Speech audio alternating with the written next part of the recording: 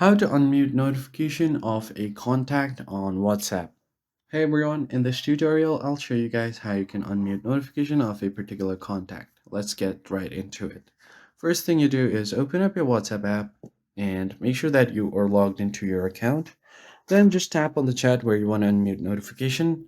So I've muted notification for my group chat. Just gonna open my chat and then tap on the profile name. Then if you scroll down a bit, you'll find the notification options. Just tap on it. And as you can see here, I've muted the notification for until 4:10 p.m. today. So all I'm going to do is tap on this toggle button and unmute it. And then for call settings as well, I'm going to unmute the call notifications. And finally, for the notification highlights, I'm just going to set this to all. Because if you only set this to highlights, you'll only be notified when you are mentioned or replies that are relevant. You can do this for an individual contact as well. You can just tap on the contact and then tap on the profile icon.